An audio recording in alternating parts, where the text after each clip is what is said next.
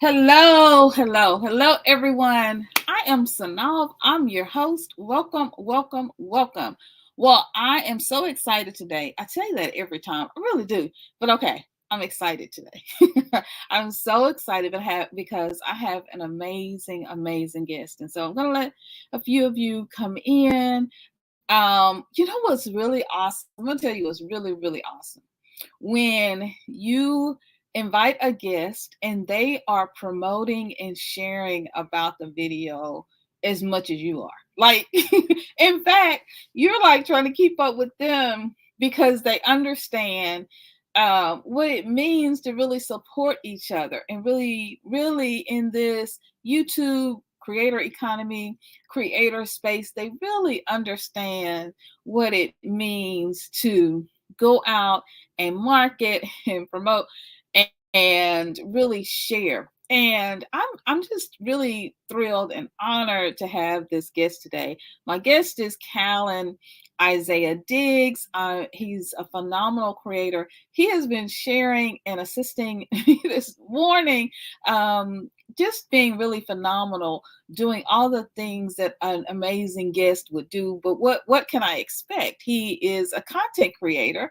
He is a part of the creator economy. He is a leader in his field. So what more can I expect? And so I'm just really excited. As you guys are coming in, please share the broadcast. Please share, because there's so many of us that are doing amazing things around the world. And I want you to hear Kallen's story. I want you to hear Kallen talk to you guys about Mexico.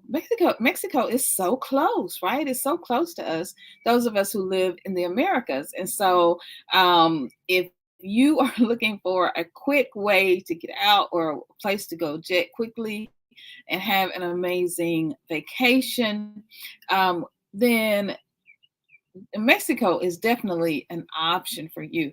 I am excited about today. Of course, I've got some of my favorite people in the chat with me, and all of you who are watching and who will be watching the replay.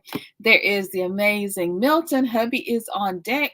Of course, my business coach and my partner, and my boo. I'm 30 plus years the father of all my babies. My husband is here. And so he's an amazing creator as well and business coach. So be sure to go and check out his channel. There is my favorite people, African Dreaming are here. And I'm talking to African Dreaming tomorrow. And if you haven't watched the video with African Dreaming already, please go ahead and check them out. If you hear a little nasally stuff going on, I have been under the weather and had to cancel our talk yesterday, but we are scheduled to talk tomorrow, and I'm very excited. But today, my amazing guest is Kallen Isaiah Diggs, and I am so excited to talk with him and to share this amazing information. So we're gonna bring Kallen on in, and so drum roll, please. Welcome, Kallen. Welcome, Kallen. Welcome. Hello, Hello. hello. Thank you, Sanal, for having me as your guest today. Thank you for being here. Thank you for joining me. I'm going to talk about Kallen, but I wanted to do it, because I like to Oh, talk about people, to their face. So I'm going to talk about Kallen a little bit today. Kallen Isaiah Diggs is an American expat living in Mexico for almost 5 years. He is the author of Reaching the Finish Line series. He in publications including Huffington Post and Fox News. His video channel here on YouTube inspires more Americans to live abroad and to enjoy a higher quality of life with a lower cost of living. And yes, that is good. I would also like to share with you that Kallen is an amazing content creator, and you can find Kallen on Facebook, you can find him on LinkedIn, and you can find him here on his YouTube channel right here. And so we are just excited, right? I am just over the top excited. I'm going to put all of Kallen's social media links right here for you in right here in the chat so you can see it. But please know that all of Kallen's links are in the description box. I have put all of his links below so that you can connect with Kallen and you can see all of the amazing content that he does. Well, welcome, Kallen. How are you doing today? I'm doing great. That was a wonderful introduction, Synolve. I'm doing great, and I'm happy to be here. Awesome. I am happy that you are here. Tell me, Kallen, because we met, of course, on LinkedIn, and I'm only on LinkedIn because of hubby, because it's like this business space, and this is hubby space. LinkedIn is like hubby space. And I was like, oh, okay. He's like, you got to come on LinkedIn. I was like, okay. So I'm back after years being on LinkedIn. And so that's how I met Kallen on LinkedIn. If you're not on LinkedIn, you got to go. You got to check out Kallen's Kallen over on LinkedIn. He has some amazing posts as well as here on YouTube.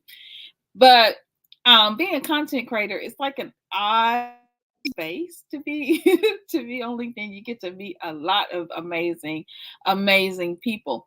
What is it like creating content on all these different spaces? What has that been like for you?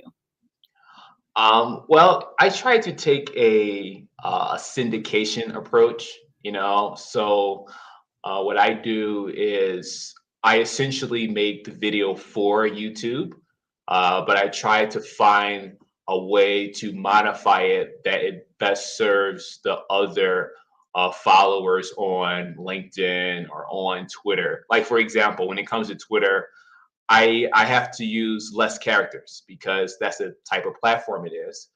But that's the approach I kind of take. Ultimately, I'm going to publish it on YouTube, but I try to modify it so it can still adequately serve LinkedIn followers and Twitter followers.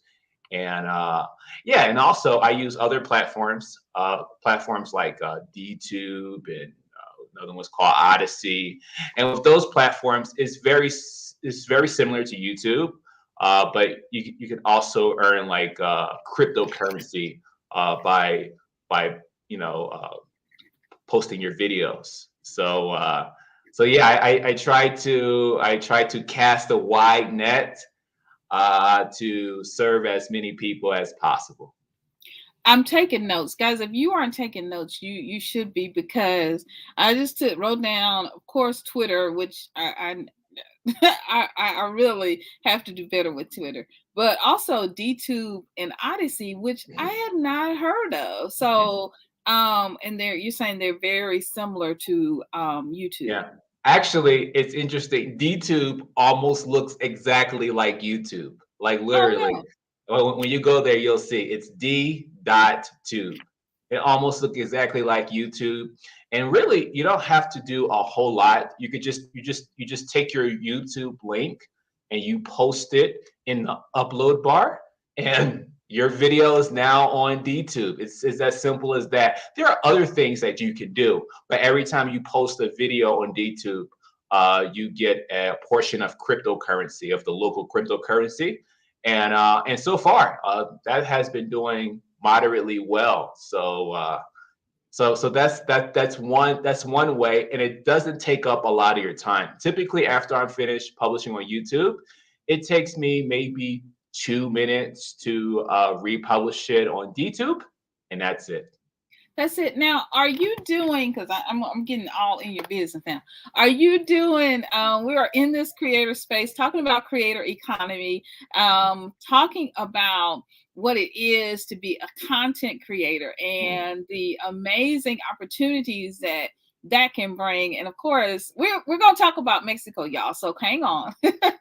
But Kallen, are you posting reels because on Facebook and Instagram? Because I found that I've made moderate income. I like that how you said that, just a moderate income on by posting reels. Are you doing that on Instagram and Facebook as well, Meta? Oh, you mean like the shorts? Yeah, like the shorts, but they're reels. Oh, okay. Yeah, I haven't explored that. I still do not have an Instagram account. I was Uh, looking for you on Instagram too. yes, yeah, I still don't have one. But I do have a Facebook account, and I do use Facebook. And besides the posts, I am able to use stories. So also Oh, my post goes through Facebook stories. But yeah, I haven't tried the reels. I haven't tried that. But I'm always exploring new ways. But it's kind of the thing about what you can do within the amount of free time that you have. right. So I try to optimize as best as I can. And I understand that. And I'm trying to get this word out about reels because a creator, told me about reels. And the amazing thing about reels on Meta now is that the, you know, like YouTube for the monetization, you actually have to have 10,000 on Meta, 10,000 followers. But with reels, you don't have, there are no qualification. All you have to do is just post. There are no Oh. minimum requirements to monetization. There are no barriers or minimum requirements to monetization.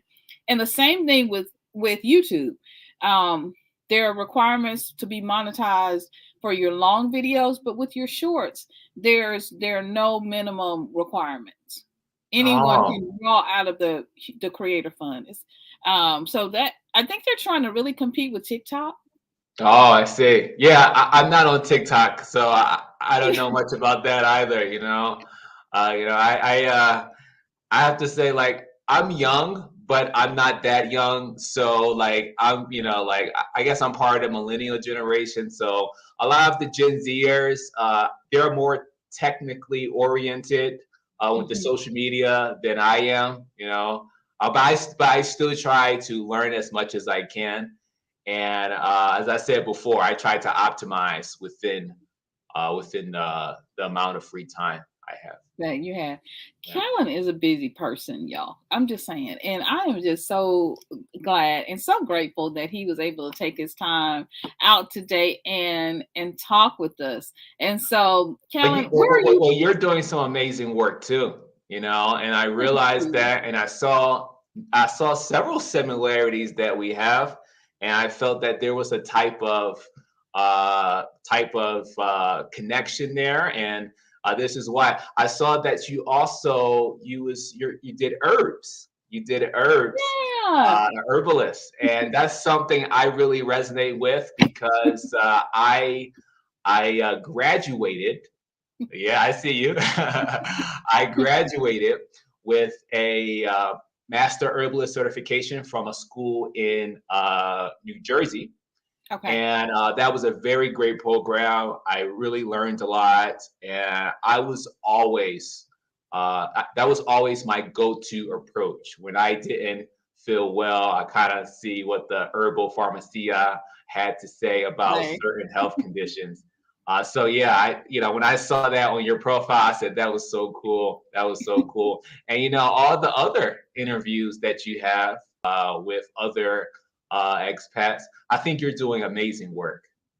Because sometimes I promise you, you thank you. I really appreciate that. Last week, African Dreaming said the same thing when I interviewed them. And Callan, you don't know, but I'm not gonna break down because y'all. I mean, you don't know because some days I really it's like, oh, I just filled out my YouTube survey Mhm. that they sent out to certain creators, and I didn't fill it out, and then they sent it back to me like, okay, fill it out, and I promise you, it was like 4 pages long. I was like, I'm speaking for every creator, right? Oh. Because YouTube is amazing, an amazing Mhm. platform, but Mhm. obviously we all have opportunities for Mhm. amazingness and even more Mhm. amazingness. Well, Mhm. you can buy me a coffee, and I'm gonna hopefully get Kallen over on Buy Me a Coffee to set up his page. I You do. can I have click. a page You there. do have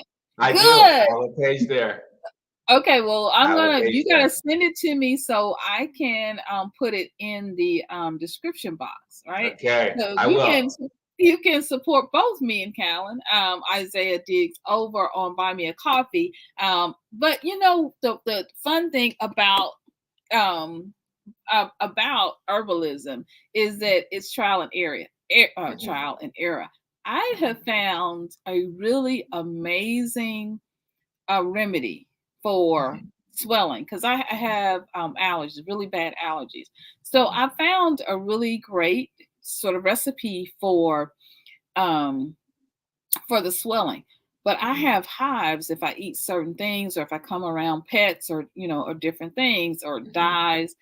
I cannot get the recipe. I mean, I had to break down. It almost hurt me and go ahead and take Benadryl because I could not get the Yeah. recipe. I just couldn't get it right. And I just tried nettle and a whole bunch of other stuff, but I could not get the recipe for it to keep the hives away. I was like, this has got me stumped. Yeah. Yeah. Typically, I if the condition is mild to moderate, then I will Mhm. take herbs. And that's something I also learned in my training. If it's closer to severe, then herbs may need another intervention from another modality. But yeah, I mean, for a lot of the everyday use, a lot for the everyday conditions, it is very useful. It is. Yes. It is. And I was enrolled in, which I hadn't talked about on the channel, but I was gonna announce it. I was enrolled in the Maryland Integrative Health Institute. But am I calling the Oh. name right? I may not be calling the name right, but MUIH Maryland University of Integrated Health something. But Yes, I know that one. Yes. but I had to drop out in Uh-huh. September because I got COVID. Oh, I see. Yeah, which is how I ended up losing my hair and all that stuff. So, but I'm doing lots of rosemary and it's growing back. The herbs are really helping me. But yeah, we ain't gonna talk about that. We're gonna have to have a whole conversation on herbs. Okay, all right. And really on TikTok. TikTok is where I mainly talk about herbs. I've noticed that they really love that over on TikTok and some No. Instagram as well. So that's been a really great place um, Mhm. to kind of when I having to segment, unfortunately, your content. And then for Instagram has been a great place for like travel, and TikTok is great for travel too. Mhm. Um, Mhm. well, Milton is saying hello. Hi, Milton. How are you today? You probably saw him trying to help me through my Yes, issues, yeah. Hey, your hubby computer technician. right? My everything. And then African Dreaming, they're here. Hi, Um, African Dreaming. How are you? Hope they you're are well in, today.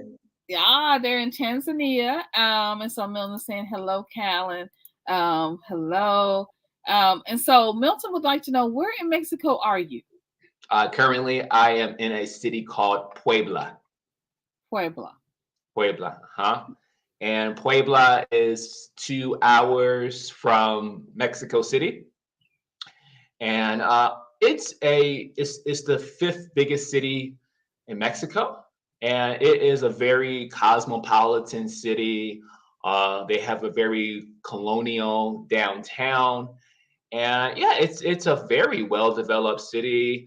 Uh, as I was talking to Synolve before the show, the internet is very fast. You know, I'm getting 40 megabytes download and 20 upload. So internet is very fast, and Puebla is just one example. There are other cities in Mexico that also have very fast internet. So overall, it's been great. It's been great. My girlfriend and I, we've been here for got here November, December, January. We've been here for 5 months. And we typically, we go to one Mexican city, and then, once we kind of get, irritable and want to try something new, we go to another one, and we go to another one, And yeah, there's a lot of great cities in Mexico. We've been here for 5 months, and hopefully we have a few cities in mind, probably towards the summer, where we plan to go next. Oh, stay tuned for that. Okay, so tell us, what are all the cities that you've been to? So Yes. So Pueblo. the first city I was in was San Miguel de Allende. And that is a very popular expat destination. A lot of travel magazines talk about it a lot, and uh, it's a good landing pad city for people who do not speak Spanish. Okay. That is one of the few cities. Well, it's more like a town, but it's one of the few places you can go where you don't have to speak any Spanish. So Mm. however, it's not the perfect Mexican place in my opinion, but I think it is ideal for someone who has never been to Mexico. Maybe they don't speak Spanish. It's a great landing pad city, and I was there for 7 months, and yeah, it was good. I met a lot of local friends there, Mexicans as well as expats. But I was curious. I wanted to see what else was there, so I left San Miguel de Allende at the end of that year. Awesome. And so, where are you from in the U.S., Cal? I was born and raised in Philadelphia. Okay. Yes. Because I know some digs in Mississippi. Do you know any digs in Mississippi? Actually, this was something that I was looking at for on and off for the last several years, and most of the digs comes from South Carolina. Most of Okay. it. Most of Okay. it comes from South Carolina. My grandmother, my father's mother, most of her relatives were from that state. So yeah, Mississippi is possible, but as you South go up Carolina, Mississippi. I'm sorry. South Yeah, Carolina, Mississippi. You just yeah, never know. yeah. I think I just went like three to five generations up the family tree. But maybe if I continue to go, maybe there may be a Mississippi connection. Yeah, I'm from Mississippi, and I grew up in a little town called Batesville, Mississippi, and not far from there is a town called Crowder, Mississippi, and there are a lot of digs. So when I saw your name, I was like, now I wonder if he is related to any of those digs. But anyway, you're our cousin, you're our family anyway. Yes, So come on, you are welcome. You know how we do.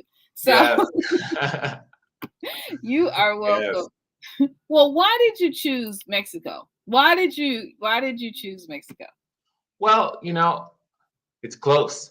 It's very close, and for people who don't have at my for example, before I went to Mexico, the only other foreign experience that I had was when I was living in Ecuador.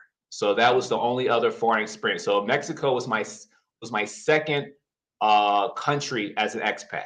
So I didn't have a whole lot of expat experience. So Mexico is close. It's very close.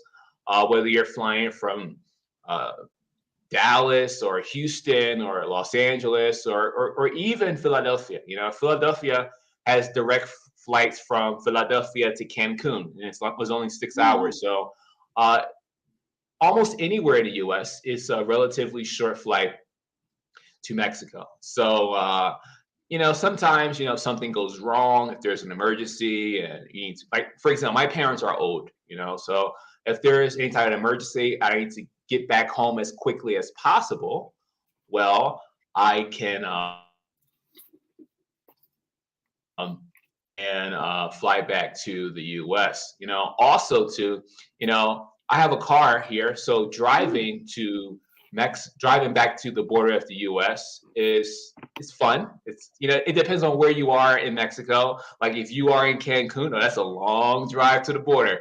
But if you are in central Mexico, like I am, it could be a fun drive. It could be a fun drive, and I've done that. I've done that at least once. Drove from central Mexico back to the U.S. and that was a fun trip. I really enjoyed it. I saw some nice places along the way. And yeah, I think ultimately proximity is probably the most important reason why I live in Mexico. We all pass, and I think eventually, maybe once my parents die, maybe I will feel comfortable moving farther away. Maybe a Ghana or a Wow. Tanzania or South Africa, maybe. But yeah, they're old, and I didn't want to move too far. But Mexico is a very convenient country for other reasons, including the proximity. Proximity.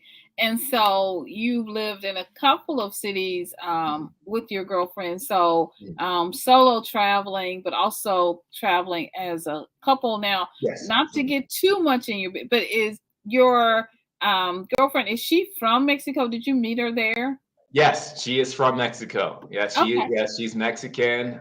She's from a suburb outside of Mexico City. And yeah, so it makes life a little easier when you have a partner that's from the country. Yeah. So that's been helpful.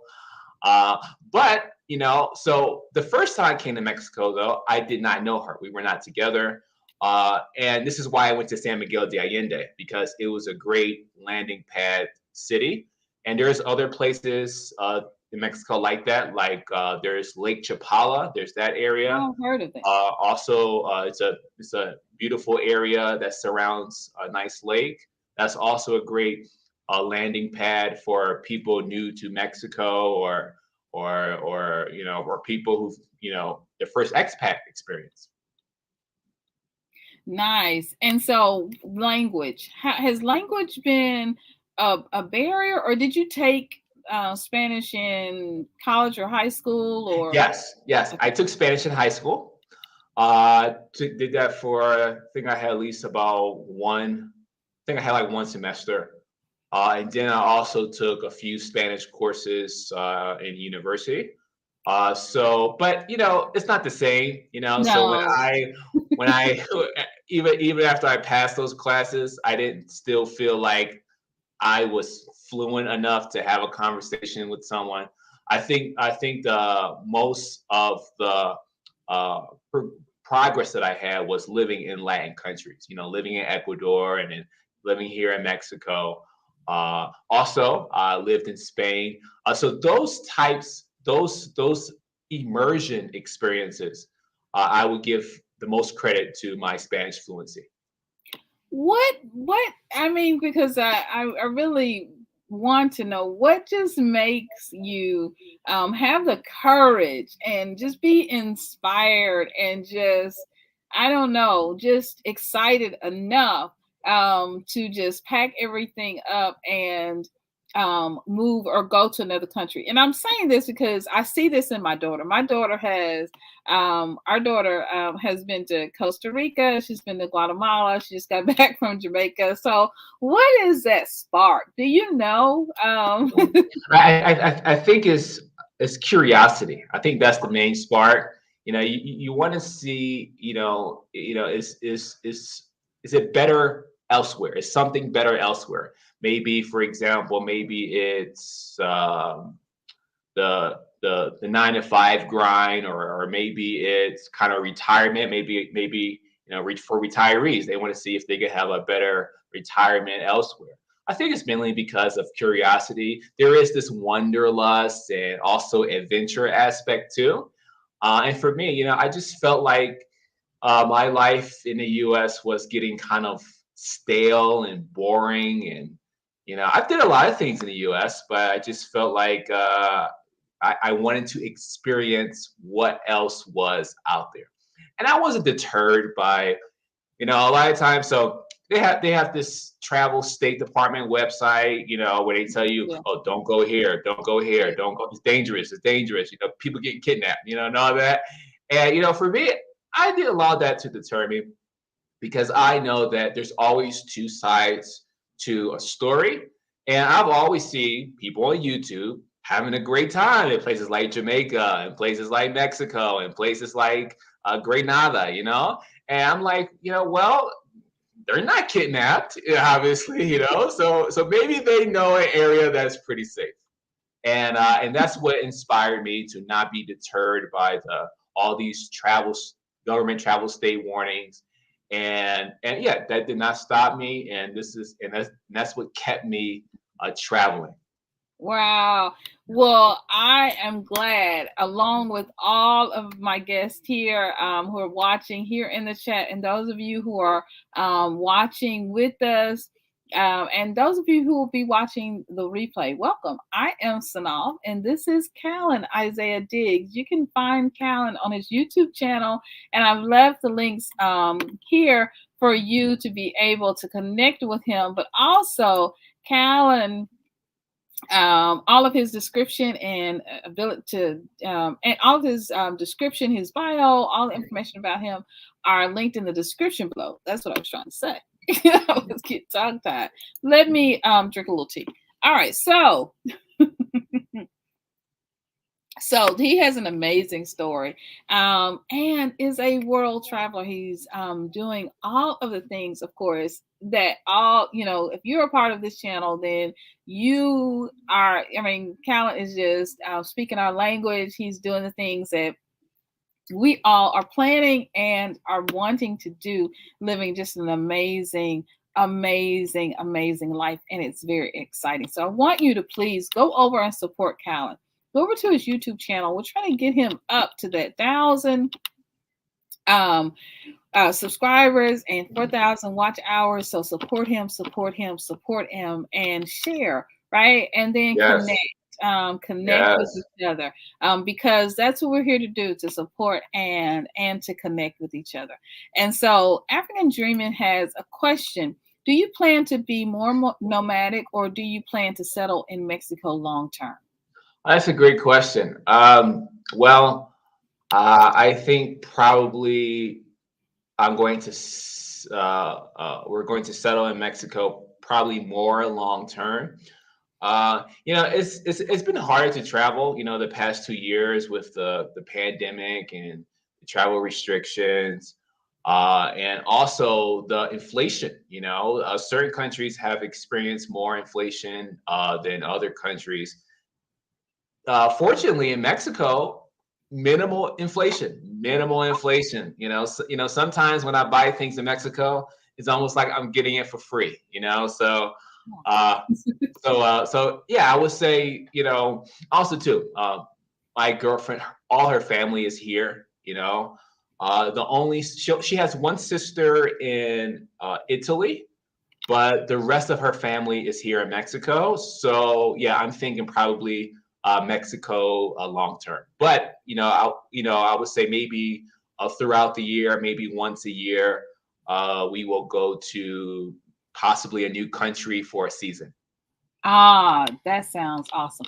I wanted to say, Kallen, that when you were doing the thing, you were doing the all the check boxes of the issues that they say on the travel State Department, the crime. Are you Uh-huh. safe? Are you Uh-huh. that would Uh-huh. make a perfect Instagram video, a reel. I'm just saying that would make a perfect Instagram and TikTok reel, doing the pointing and having then the words Uh-huh. come up on the screen. Yeah, actually, you're right. You're right. That would be a good YouTube video.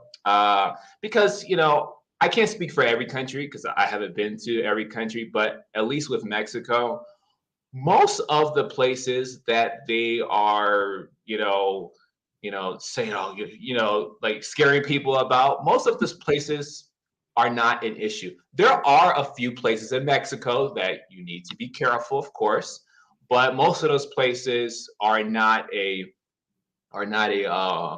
danger to expats.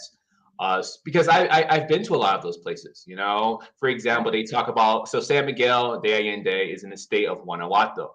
And typically that's one of the states in the travel warnings. And they talk about how people get kidnapped and extorted. That has never happened to me. Never. I was there for 7 months. Never happened to me. Never happened to you. No. So, so I agree with you. That I will definitely do that. That will be a great YouTube video. Yeah, I interviewed recently Adelia Abortione, and she is in Mexico, and she is Picky Girl Travels here on YouTube. And she said, I ain't got no cartel business. So cartel don't have any business with me. Right. And so I don't think, if you don't have cartel business, it's just like living here in the US. I don't have gang business. I don't have that kind of business. So I'm glad you brought that up because, a lot of people think that, there's cartels in Mexico, they're dangerous. Well, I'm from Philadelphia, and there is a quite so they have more like local gangs in Philadelphia where they cover different parts of the city. And unfortunately, the gang that I had to deal with because I was living in that ghetto, they were so dangerous that the police never came to those areas. They never came. When a resident called the police about a problem, because of something, someone got shot or robbed, and the police will always answer the phone. They'll always say, hello, yes, where are you? And then once you give them the zip code, they say, we'll be right there. And they never come. They never come. Because once you give them that zip code, they know where you are, and they think, oh, it's not worth it. I don't want to die, even though the police are supposed to protect people. So a lot of people are scared of cartels, but I was born and raised in a ghetto, so to me it's almost the same. When in Mexico, I have never had any issues with the cartels. Besides, most of them don't speak English, so there's that too. So I never had any issues. Never had any issues with them. Typically. These organizations, they have their own businesses, and as a result, they know that when foreigners come, they spend a lot of money, whether they have a restaurant or a hotel or whatever. But they are violent to some people, and I do recognize that. But I have never had that experience. I have other expat friends; they also never had that experience. If it's a person who wants to make enemies, then maybe they will have problems with those cartels. But I'm a very peaceful person. I'm nice to everybody. I stay to myself. So I think most people who come to Mexico will share the same experience as me. Kallen, doesn't he just look like just a nice person, just a person that you just want to be a part of your family and a part of your circle. And he's very intelligent. And so I'm just glad to welcome Kallen with us today. He's talking about Mexico and content creation and his travels throughout the world. He is an expert, and we're just glad to have him here today. Kallen, for people who are just joining, who are going to have to watch the replay, hey, sis, African queen, how are you, Giselle? Share with them, or their guest again, with everyone, what part of Mexico you're in. Yes. Hello, Giselle. I am living in a city called Puebla. And Puebla is about 2 hours from Mexico City. And it is the 5th biggest city in Mexico. A very cosmopolitan city. Definitely a great city for expats. Yes, that's awesome. And we are dispelling some of the myths, right, around travel, because living in America, working hard for this American dream, being a part of the rat race, we often are listening to the American media who is telling you, right, that America is the best country in the world, and you are unsafe once you leave its shores, once you cross its borders. And so we know from amazing people like Kallen that is just not the case. It's just not true. And so the best education that you can get is to do what Kallen has done, and have this world-class experience of traveling the world and seeing the world for yourself. Well, Milton asks, have there been any major challenges while you have been there in Mexico? That's a great question, Milton. And yes, there is no perfect country. Every country has its challenges. One thing about Mexico is people have to remember that things move slower here. Ah, There is something that I always say. I say, in countries like Mexico or other Latin American countries, typically it's on mañana time. So mañana means tomorrow. So it typically is on mañana time. But there's kind of a joke about like mañana, even though it means tomorrow, it doesn't really mean tomorrow. It can mean next week or next month. So things do move slower here, and that really applies depending on where you live. The more if you live in a more modern city, you will experience that, but to a lesser extent. If you live in a city that is less modern and more traditional, you're going to see that much more. It's different though, because a lot of the less modern places are often the most welcoming places. It's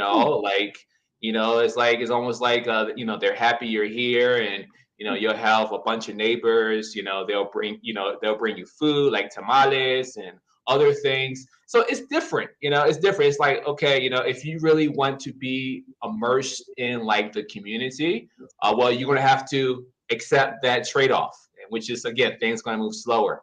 But also modern cities, Mexico City, Monterrey, also Cancun. There's also Miami time, but to a lesser extent. So if someone says that they're going to do something for you tomorrow, or we don't have a product, oh, it's not here, it's going to be here tomorrow. Well, just assume that it's going to be there in 3 or 4 days. It's kind of okay. a good buffer. Good, but so being flexible, right? Being Yes, flexible yes, is yes, very, very important. yes. Well, since you brought up food, I just can't resist, Callan. What is your favorite food? Oh wow, I like. There's something called barbacoa tacos, Okay. well, there's actually two things that I really like. There's the barbacoa tacos. Barbacoa is almost like in the U.S. will be considered a barbecue, but the only difference is they cook the meat in the ground. They have a Mm, pit in the ground where they cook the meat. Uh, I have seen a few Southern pit masters in the U.S. A few of them do that too. A few yeah. of them, but at least with me, it appears to be more popular in Mexico. So they cook the lamb in the ground, and then after many hours, they take it out, and after they season it, they take it out, and then that's barbacoa tacos. Very good meat, excellent. It has onions, and it has salsa and all that. And it's definitely great. It's definitely great. And then there's tacos árabes, which actually has been embraced by Mexico, but initially that was a type of Middle Eastern recipe that was kind of imported to Mexico. That's also very good. And tamales. Mm, Tamales is I love are some of the most amazing things. And there's different tamales depending on where in Mexico you are. You have tamales in the corn leaf, and then you have tamales in the plantain leaf. Hmm. So yeah, lots of good food in Mexico. I've only seen them. I've only had them in the corn. So, oh my. Yeah, if you go to the south, like places like Oaxaca or like Chiapas, they typically put the tamales in the plantain leaf. Now It's lunchtime. So you guys, we are making you hungry on purpose. We hope you have your sandwich and your lunch with you, or your dinner, or your midnight snack, whatever time you're watching this. But Kallen has a lot of amazing travel that he has done, and you can go over and check this out on his channel, on his YouTube channel, and follow him on LinkedIn and on Twitter, on Facebook as well, because he talks about Mexico. So all of these amazing experiences that Kallen is having, he let him be your travel guide to Mexico. Okay? Okay. All right. As long as we got that Yes. clear. As long as we got that clear.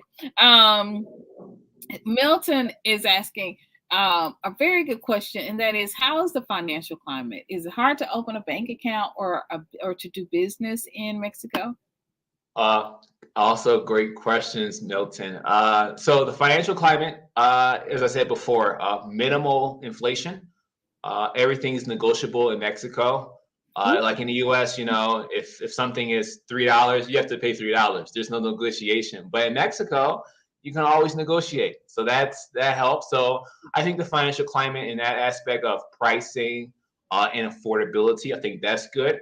As far as opening up a bank account, that depends on your visa. So in some places like San Miguel de Allende, you can open up a bank account with just a tourist visa.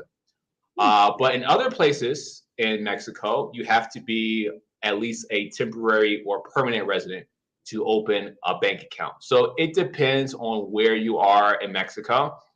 There's a lot of ambiguity with the rules because in one part of Mexico, they may say it has to be done this way. And another part of Mexico, they say, no, it's this way, So it depends. It really depends. And I know it's not the best answer to give, but that's the No. reality. That's the reality. Honesty, Yeah.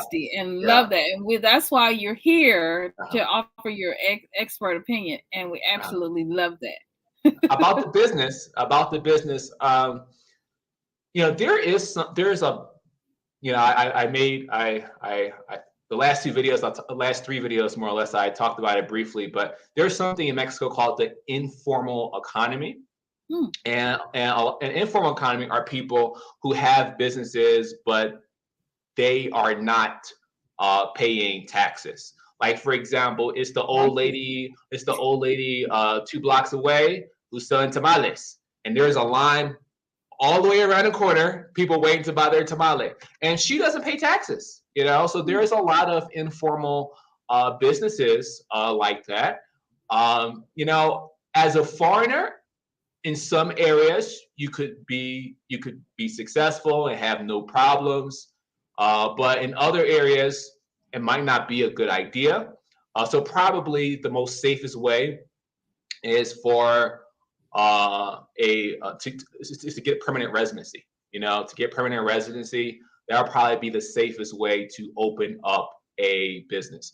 And the labor laws are different than the U.S. So like I can't think of the word. I can't remember the word, but so for example, if you have a full-time employee in Mexico, you have to pay them 13 months of salary, regardless of how, because in the US, there's different classifications like independent contractor and all that. Well, in Mexico, if they work for you full-time, you have to pay them 13 months of salary. So for example, they basically get an extra month of salary with it. They probably use for holidays and all that. That's part of the Mexican labor law. So yeah, there are differences. I do not have.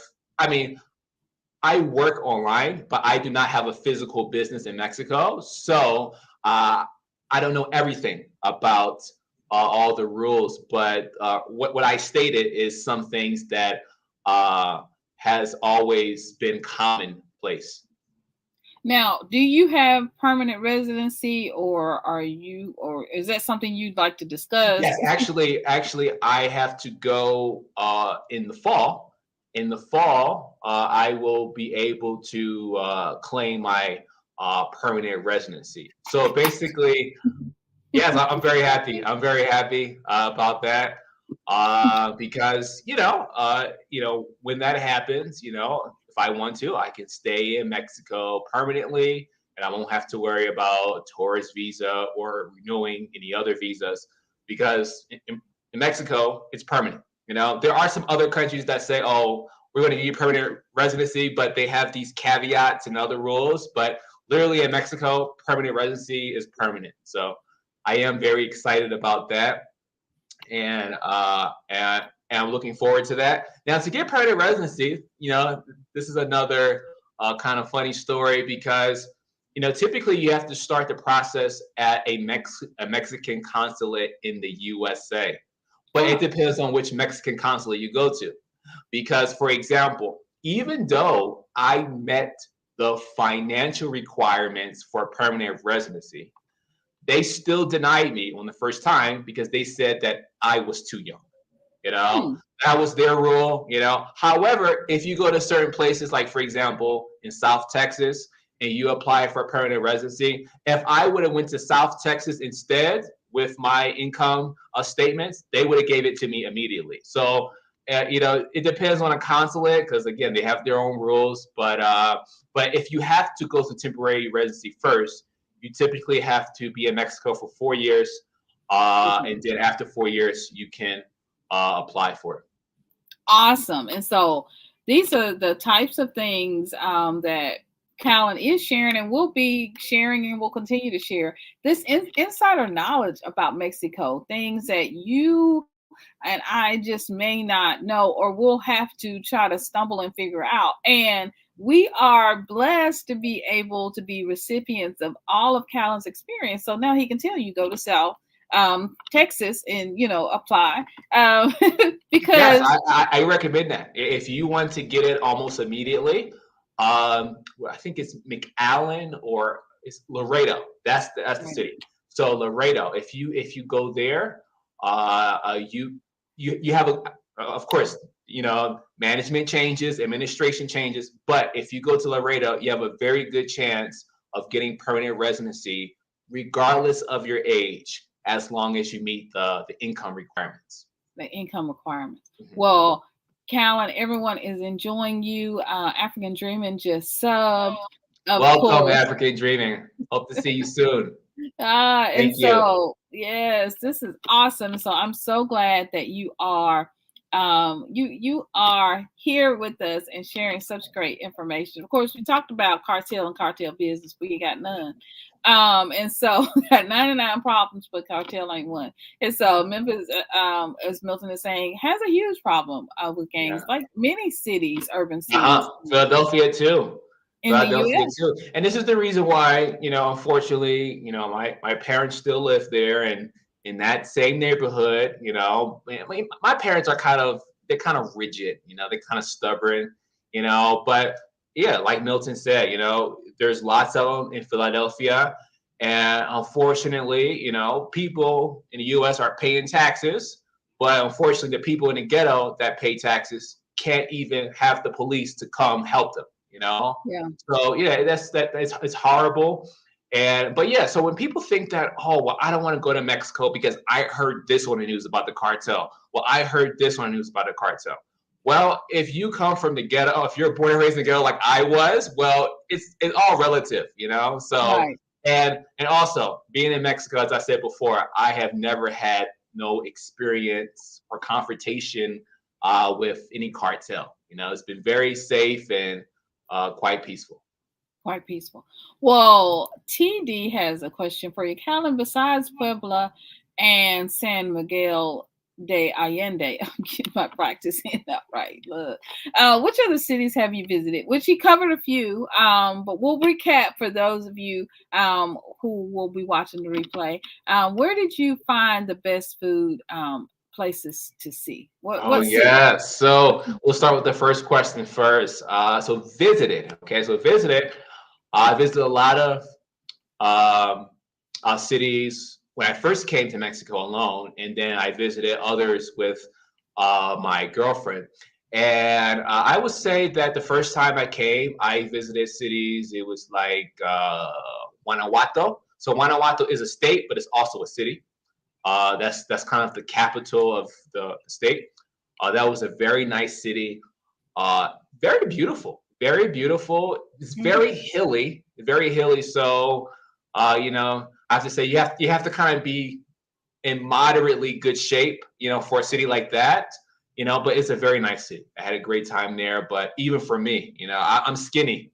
Even for me, I'm skinny and young, but I even had a hard time going up those hills and Guanajuato. So, so there was that. I also visited Acapulco. That was a city on the Pacific coast. That was very nice. I really enjoyed the beach at nighttime. Very, very beautiful place to be. It is a little more dangerous. I'll put that out there. It is a little more dangerous. So you have to be cautious. But I had a good time. I was safe. I didn't have any issues there. What else? Where else did I go? Just because we asked. It's been so many. It's been so many. And then with my girlfriend, we saw many places. We saw Valladolid, which is like one of these Pueblo Mágicos. So it's Pueblo Mágicos is like a network of colonial towns in Mexico that is rich in history and that's rich in culture.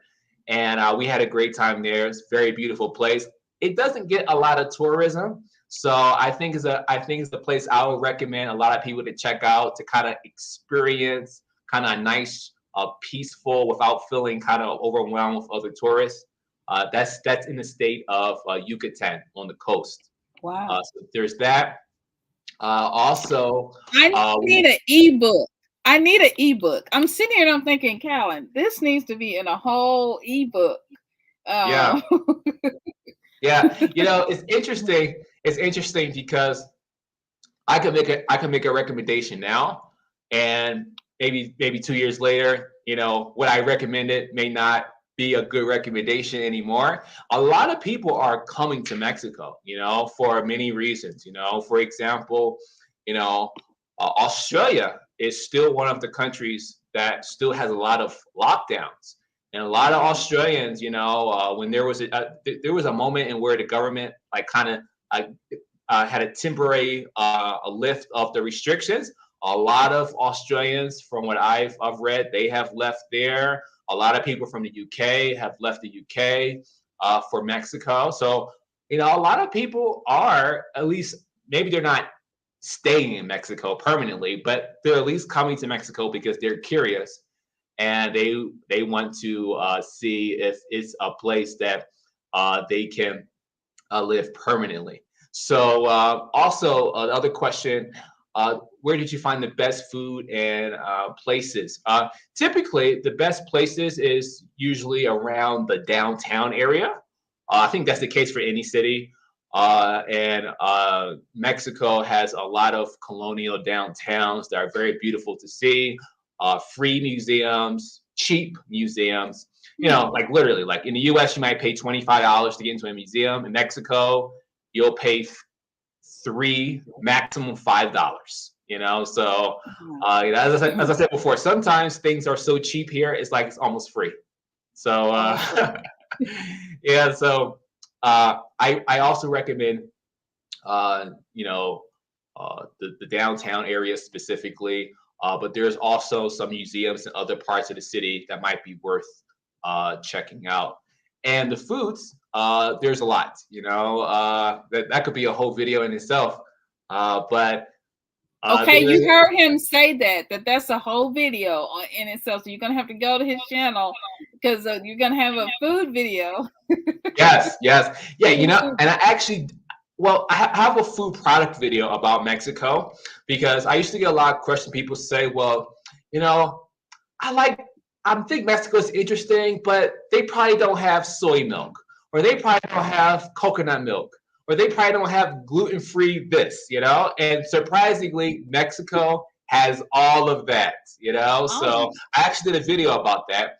And I will, I guess I can send you the link maybe, and you can include that in the description, and where you can see that people's specialty food items, whether it's gluten-free bread or whatever it is, can be found in Mexico as well. You know, I love coconut milk. I love almond milk. You know, I buy those things in Mexico I buy it every week here. No problem. So yes, a lot of those things here too. I recently I bought something that's called volcanic salt. You know, this is black Mm, salt, very mm. good. You know, it's great for meats. You know, there's a lot of great products in Mexico, and many that you are used to in the U.S. you can also find here. That's awesome. So now, okay, head on over. Well, after we, not now, after Yeah, we get through with the talking after. cow. Well, or you could open up a second window. I'm okay with that. But go ahead now and subscribe because he's giving you all the reasons why you should come over and join him and hear his story. He's doing some amazing, amazing, amazing things. And so Milton is saying, yeah, there are, Kallen mentioned this earlier, there are a few places in the South that still cook underground. And Yeah, so this is yeah. amazing. Oh yeah, I Uh, love. You know, my best food in the U.S. is from the South. Southern I, food is the best food in the whole country. Yes, you know, like for example, like you know, if I was still living in the U.S., I would live in the South. You know, I wouldn't live anywhere hmm, else. You know, the Southern hospitality, the food, yeah, nothing beats that. nothing beats that. Yeah. I am, you are in my amen corner. Uh-huh. Giselle is here and she's having her lunch, and I hope you guys are having your lunch and a bit of tea because we, like I said, Callan and I are, you guys bring your lunch and Callan and I are going to bring the tea, and we're going to have an amazing chat. And that's exactly what we're doing. Let's see. Milton says she's like the candy lady in the neighborhood. Yeah, you got to have candy lady. Yes. Um, oh, I am. Oh, yeah, well, I am. African Queen says, that's all my neighbor talks about, the cartel. And I said the same thing. They don't want nothing to do with me because I ain't got nothing for them. Yeah. Yeah. You know, unfortunately, now, of course, you know, cartels, they do crime and illegal things, just like the gangs In in the US. Philadelphia, in Chicago, in Los Angeles. It's the same. It's the same. But again, they do not bother foreigners. They do not bother expats or tourists. You know, so really, I think that that point is irrelevant. You know, typically is people who are trying to claim territory, you know, because they want to have exclusive territory of selling something, you know. Most of us foreigners, we just come to buy things, stay at a hotel, we go to the beach. We don't bother with that, you know. So that's not going to be an issue, you know, for Right. almost all of foreigners. African Dreamer says, look, this man is an honest man, y'all. Yo, you heard what he said about Southern food, right? Yes, it's And true. It's true. You know, as I said before, you know, if I was still living in the U.S., I would live in the South. You know, somewhere in the South, maybe Texas or maybe Georgia or maybe South Carolina because I have relatives there, or even maybe North Carolina. You know, I mean, I haven't been to every southern state, but you know, I have always like when I buy fruit products and I see that this is made in Tennessee or this is made in Alabama, like I have always been pleased. nice. Yes, we got good food. I'm just Yeah. telling you, we have good food. This man and African Dreaming. Of course, they are from Texas, living now in Tanzania, being country in Cool. another country. So they know a little bit Cool. about that. Well, Giselle is saying she's going to Mexico soon, and I'm a little disappointed, sis, that I'm just not hearing about that. I'm gonna need y'all to scoop through and uh pick me up because I need details and more information on your trip. So Yeah. people are here, Cal, and they're here because they really want to learn. There are reasons why they want to learn and hear your voice about Mexico. And now you are their exclusive tour guide over on your channel. So this is Yes. awesome. Yes. This is awesome. Yeah, it depends. It depends. If you speak Spanish, then you pretty much could start anywhere. If you don't speak Spanish and maybe you feel a little nervous or anxious, You can start with Mexico City. You know that could be a great place to see. You can also try San Miguel de Allende. That could be a great place for first timers. Uh, Cancun has always been the one of the popular ones as well. If you like the beach, and there's many others. There's Los Cabos on the Baja Peninsula. These are great places. Again, if you don't speak Spanish and you just you're curious about the country and you kind of want to experience it for the first time and want to have little to no problems, I will recommend those places. But if you do speak Spanish, you definitely have more options.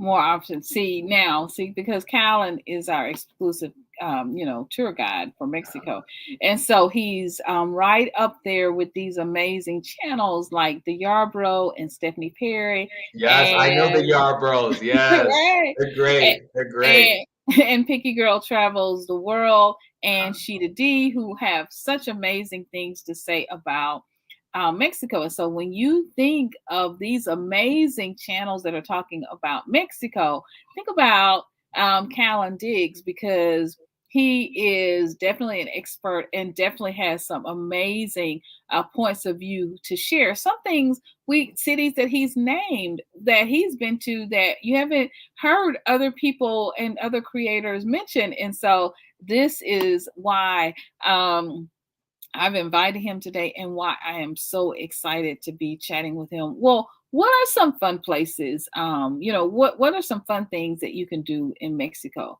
Yes, I'm glad you asked that, Giselle. Good question. Also, I think something that you will be interested in, for people like us that maybe want to strengthen our African connections in other countries. There is a huge population of Afro Mexicanos. So these are people of African descent that were born in Mexico and they have lived most of their lives there. And there is a state in Mexico called Guerrero. And this state in Mexico has the largest concentration of Afro Mexicans in the whole country. Now, there are Afro Mexicans in other parts of Mexico, but you can find many of them, over 50%. You can find many of them there in that state. So, yeah, that could be a In fun my time. notes. They're friendly people. They're friendly people, and it can be a nice way to kind of strengthen that African connection. Especially talking with people who again came from the same motherland but have lived their lives in another country. So that could be a good idea. Other activities, fun activities.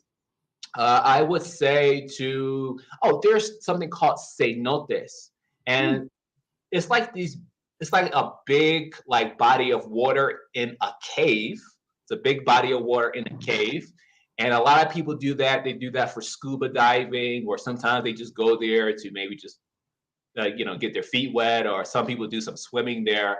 Wow. Cenotes are another great fun activity, especially if you love to be in the water. That's good. There is the Mayan pyramids. There's the pyramids.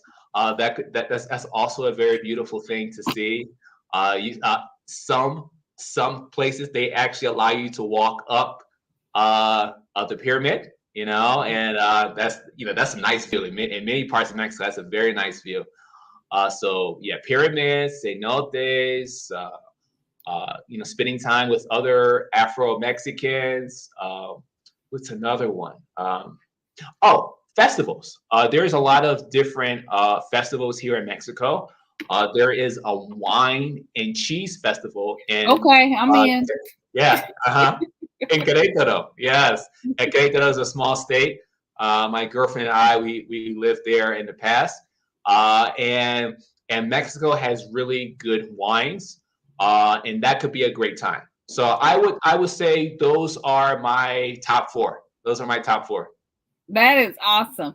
Well, I am so glad you covered the Afro Mexicans, because that was one of my questions, and I kept like, I mean, the audience is asking such great questions, and I've been trying to go back and forth with my notes, and Yes. so we're just having a great conversation. But I'm telling you, as a host, and I've interviewed quite a lot of people, amazing people. It makes it easy when your guest is so knowledgeable, and so they think of things that are circling in your mind. And I'm really excited about this conversation. Well, have you been to Merida? Yes. Yeah, Yes. okay. And how did Yes. you I like have it? been to Merida. Merida. Yes. Yes. My girlfriend and I, we lived there for 1, 2, 3. Lived there for 3 months, 3 or 4 months, and I have to say that it is a very nice city, but it also is very, very hot. So if you Okay. don't like hot weather, that might not be an ideal place. But if you have air conditioning, many apartments that you rent, probably on Airbnb, they have air conditioning.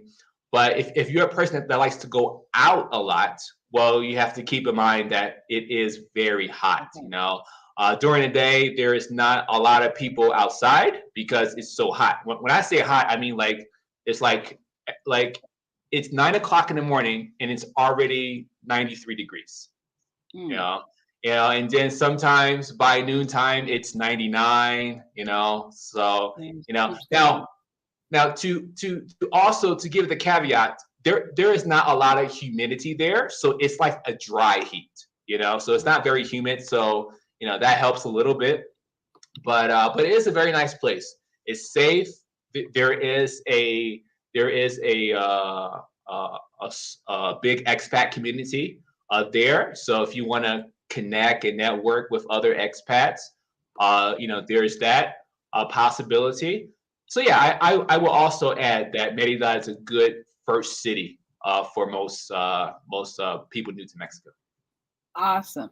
Now, is it CDMX? Am I saying it right? Is it CDMX, or am I getting all the Yes, letters? that's the Spanish abbreviation for the city of Mexico. Oh, okay, okay. Yes. That's what it is. Because people will say they're talking about. I think I was listening to Asia Arrow, and she was saying, "Oh, it's CDMX," and I was like, "Oh, that's awesome. That's awesome. What's that?" So Yeah, yeah, thank you for. that's basically Mexico City. That's like the Spanish abbreviation. Oh, and I love her, by the way. Now, Yeah. and I've said this, guys, when you're listening to these amazing creators, I want you to make a playlist for Mexico, and I want you to put Kallen right in there at the top, because he has some amazing experiences, and I want you to go and watch his videos, whether it's on the food products or he's just talking about his travels in and throughout Mexico. I want you to share those videos, because we have to know, right? We need to know that there are Mexicans who live in the area. We need to know that it is a safe place for us to visit, and it's cheap, and it's a great place for us to live, whether we're retiring, as Kallen mentioned, or whether we're just going for a visit.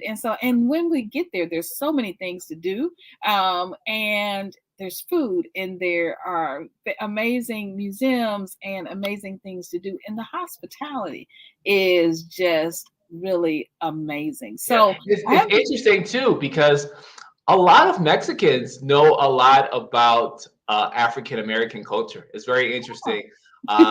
Sometimes sometimes uh, they will see me, and sometimes maybe I'm with my girlfriend, and they hear me speaking English, and they'll ask me, "Oh, where I'm from," and I say, "Oh, I'm from Philadelphia," and they say, you Will Smith." I say, "No, I'm not Will Smith." no, no, Not now, not no. now.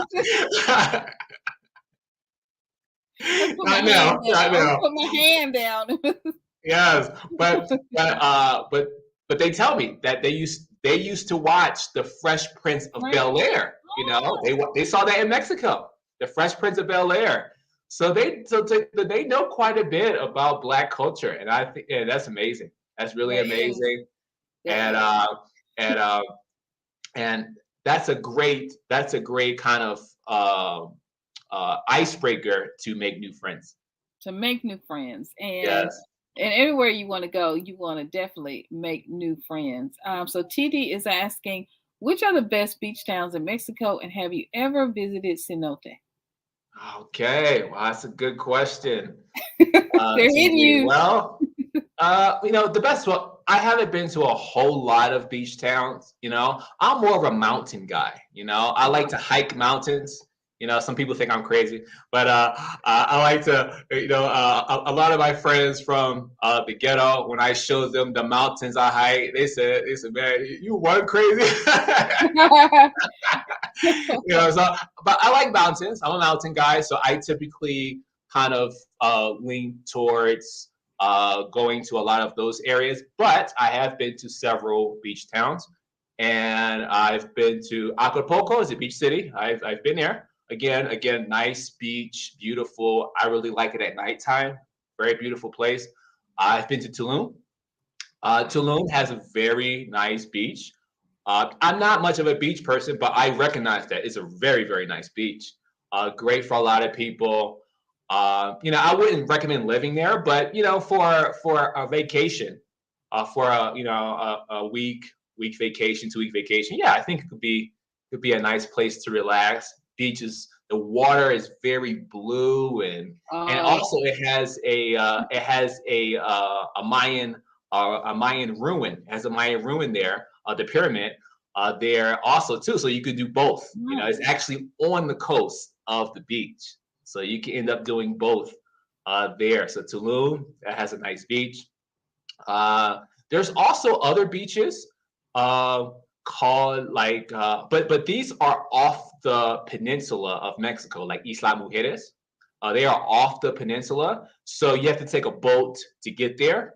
But yes, they are nice beaches, and they're typically sometimes quieter, because Wow. most of the tourists they go to Cancun or Playa del Carmen, but Tulum, Isla Mujeres, uh, Tulum, that's my Ciudad place. del Carmen, also there too. I'm trying to think of who's the other one I've been to. Um, yeah, I think that was it. Yeah. I think those were the main ones. Ciudad del Carmen, that was nice. It was probably one of the most quietest beaches I was on, because it was just me and my girlfriend, and it was a lady with her son, and literally we had the whole beach to ourselves, and it was only like 2 o'clock in the afternoon. It Wow. was it was amazing. It was amazing. So Ciudad del Carmen is typically overlooked by many people. Tulum is a more popular option. Uh, Isla Mujeres, that's there's Isla Mujeres, there's Isla Olbax. Those are other options. So it depends what kind of experience you want. Do you want to be among a lot of people, or do you kind of want to have the beach to yourself? To myself. And also, probably the most popular option is Cancun. I almost Oh, say almost like 80% of tourists go there. So there's that too, and people speak English. So if you have kind of reservations about your Spanish not being perfect, that's that's probably good. top option for me. Awesome. Well, TD is saying, I'm really enjoying this video. Woo! Yay! Welcome. I had to go and prepare a nice cup of tea. The topics are very interesting. Great collaboration. Well, I'm glad you're enjoying it. And while you are fixing a cup of tea, you can also go grab a cup of tea for both Kallen and I. We're both on Buy Me a Coffee. And you can buy us a cup of Yes. coffee over. You can buy us. Well, you can buy me a cup of tea over on buy me a coffee. Callan, what do you drink? Are you in tea or are you coffee? What's your I drink both. I drink both. But I do lean a little more towards coffee. But I okay? do drink both. Mexico has some amazing coffee. They have typically it comes from two regions. It comes from Veracruz and Mm, Chiapas. They're both great coffees. They are exported to many parts of the world. I prefer the Chiapas coffee, but the Veracruz coffee is also very good. awesome, awesome. I do like tea. Now, I do like tea.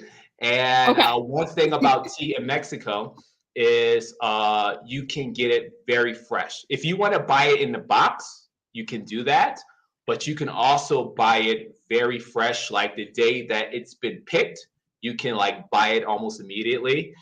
So there is some great tea in Mexico. I would typically go with rose hips, peppermint, and hibiscus. Peppermint and hibiscus. I love hibiscus. Yes. Very good, and good for your hair as well. Yes. So, Yes. yes, it is. Well, we've got so many questions in the chat. I don't think we're going to be able to get them all because we keep you here forever. Yeah. But what I'm going to tell you to do is go over to Kallen's channel, right? Because he's talking about really great things over on his channel. And so he'll be answering some of these questions, I'm sure, in the videos that are to come. Well, if you have time, Synolve, we can do maybe 2 or 3 more questions if you have the time. Okay. Awesome. All right. Thank you. I see. I did not tell you. I told y'all that Kallen is amazing. Did I not tell y'all? Okay, I did. I told y'all at the beginning. I told y'all. I tried to warn y'all how amazing he is. So, hibiscus is my favorite, says Montreal on the mission. Yes. Look, I love hibiscus. It's very cheap. It's very cheap in Mexico. Is it? Very cheap. You can easily buy a big bag. You'll pay $1.75. So yeah, it's very affordable. Wow. Okay. Now we're going foraging. When I do come to Mexico, we're gonna have to go foraging. Can you find hibiscus just around? Can you find hibiscus just around the hibiscus trees? It depends on the climate. For example, Mexico has a very diverse climate, and the soil kind of varies. In certain areas you won't be able to find hibiscus, while other areas you will. So it depends. But there is a good informal supply chain. So all you have to do is, if you don't have hibiscus in your area, you can just drive a half an hour or 45 minutes. And if you want to, you can buy 5 or 10 pounds of it, if you wanted to. So there is always that option. When it comes to the informal supply chain, that's one thing in Mexico that's very good. You can get almost any fruit, herb, or vegetable you want. If they don't have it in your city, you can drive an hour and you can find it there. And like I said, prices are negotiable. Like one example is I recently paid what was it, almost $2. I got 8 pounds of oranges for almost $2. Wow. Yes. Like I said, it almost feels like it's free. Almost. I mean, wow. Yes. And I was asking other people, like in the US, like, different parts, say, how much do you pay average for a pound of oranges? And many people said 4, 4, or maybe if it's on sale, $3.75 or even $5. But yeah, 8 pounds, $2. $2. Yes. Wow. That is free. that is free. Pretty much. Pretty much. Yeah. I want to get back to. I'm sorry. Go ahead. No, I was going to say, so there is the dollar and the peso. So when you buy, it depends on what is the current currency exchange rate. So for example, maybe if you buy it on one day, it can be $1.50. And if you buy it on another day, it can be $2.50. But that's one thing that makes living in Mexico very advantageous for many people, because typically the dollar is always high. There has been times that it went all the way up to 25 to 1. And like literally, like, that was probably like the best time of my life, because I was renting like two bedroom houses, and I was paying like $315 a month. Wow. Yeah. So that is amazing. Yeah. That's amazing. Well, I want to hop back over to talking about content creation and this creator economy just for a second.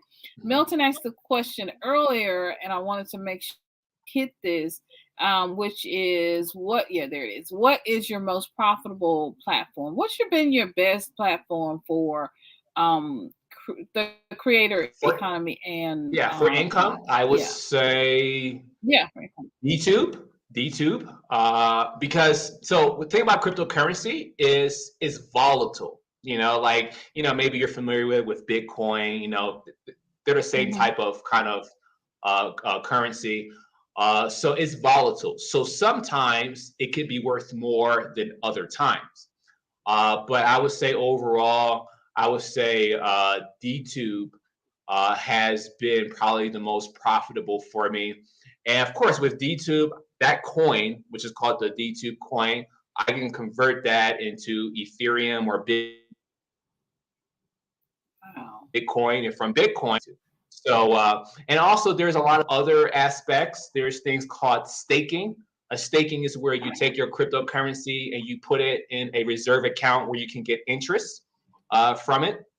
And that's a great way to multiply your income if you don't need to withdraw it immediately. So you can leave it in an account, you can stake it, and for example, you can get anywhere between 5 to 15%. So much better than the banks nowadays. The Oh, banks that's are giving us like in the U.S. like 1%. yeah. So and then you have inflation. So there's that too. Yeah. I hope y'all are taking notes. I keep whenever I'm flashing my pen, I'm like, take notes. I got my iPad here. I'm taking notes down. But because this is good information, and this is because a lot of people, the first thing when they talk about moving overseas, the first thing that they want to, bring up are the barriers, right? The barriers like finances and trying to figure it all out. So this is the information that we need to have, and so my question, Kallen, you also, in addition to creating content online, you also are a digital nomad. So do you work for a company as a digital nomad? You also do other work online? Yeah, that's a great question. Yes, my income is kind of diverse. I've written 2 books. The first book I've written, it was an international bestseller. The first one. The second one, I didn't do so well, but that's normal. It's like it's like having one great album and another album flops. But the first one, I still receive royalty checks from that, so that helps. The second book, I receive more sporadically. So there's that. So besides DTube, I also have Odyssey, and I get cryptocurrency from that also as well, cryptocurrency there. And see, the thing about DTube and Odyssey is after you post your video, like for example, with YouTube, you have to have I guess the super chats, you have to have a certain amount of watch time and Yeah. subscribers, and of Well, course people yeah. can buy us a coffee, but they will have to go to the description and copy and paste the link. And like for example, maybe since I'm not monetized yet, maybe people will miss that. With DTube or Odyssey, after you watch the video, you could there's a support button. You could Okay. immediately support the person, and you can give the person whatever amount of cryptocurrency. You might give them 3 D2 coins, or you might give them 5 library credits. You could tip them whatever amount, Wow. immediately. So I like that because essentially I get paid like as soon as I publish the video. From that time, probably up to about more or less, I would say about 14 to 30 days. But yeah, it helps. It helps with the volatility of the cryptocurrency, especially as it appreciates. It's almost like your videos become an appreciating asset. Wow. Yeah. Now, okay. In order for us, because about to dig deep, in order for us to have this cryptocurrency, do you recommend certain apps for like Coinbase, or what app would you need in order to kind of manage your crypto? Because I'm a Ethereum. I don't know. I'm just Yeah. learning. Coinbase. Coinbase is the currently, because things always change. Currently, it is the safest platform to use if you want to buy cryptocurrency. but you have to have a over time, as you spend more time with it, you should have a wallet. We call it a digital wallet. And that's where you have the keys to your wallet. Because if you have money on Coinbase or you have cryptocurrency on Coinbase, it's safe and probably you won't have any problems. But if for any reason something happens and the site crashes, you have to depend for Coinbase to do the right thing and give you back your money. But there is no FDIC protection typically like you have with banks. Not that it matters anymore since people are having negative interest with the inflation, but Right. there is the FDIC with traditional banks. So for crypto, if you want to maximize your security, you should have a digital wallet, and there's a lot of options. Like for example, I like the one called Atomic Wallet. Okay. That's a good one, Atomic Wallet. There's also other ones like Exodus. That's another one. That's another good one. And these are desktop-based wallets. So you can have this on your computer. It's not connected to the internet, so that prevents any type of hacking, someone trying to hack your account. But you can always turn the internet on if you want to, for example, buy or trade cryptocurrency, but when you're not using your wallet, or when you're not using the internet, you just log out of the app and you turn your internet off, and you will be secure. There's other ways. You can have a hardware wallet where you get this small little rectangular brick thing. There's that too. But that's a whole nother video in itself. So, but that I'm hoping you're gonna make on your channel. I hope yeah. Oh, Kallen, Well, you've given me many ideas now. I hope you will. I've been watching some amazing things that are happening, and there is this burst, if you will, or just amazing interest in the creator economy, and a lot of things are fueling it. People walking away. I quit from the American dream. They're the great resignation that's happening, and so many things that are going on, and so people are looking for these ways, and you have the information that people need. And this is why I love talking to creators, because one of the things I really love to do is like pulling this stuff. Sometimes we don't even, it's like stuff we do every day, and I love this thing where you just kind of pull these threads, and it's like okay, and you can see when the creator kind of sees it, like, wow, yeah, I should be talking about that on my channel. Yes, you should, because we need to know. Milton and I need to get to Mexico so we can go and give a big hug to Kallen and to his girlfriends, thank them for sharing all of this amazing information with us, first of all. And then we need to go foraging. We need to go buy spices and herbs. We need to go to the beach and visit the Afro-Mexican communities, all these things, right? And then we need to head on over and see African Dreaming over in Tanzania. And just, we're just going to, hop the globe. But how do we do that? We got to have opportunities, and so this creator economy is one of the ways, of course. But so many people depend on YouTube, and think about YouTube, which is a hefty lift, it's a build, right? But then you get to talk to creators like Kallen, and he's saying there's so many other opportunities that exist, and we wouldn't know this unless we're here with someone. It's true. It's true. Yeah. A lot of people, they worry about it because a lot of people are still young. They're not at the retirement age. Maybe I think it's in the US is probably 67 now.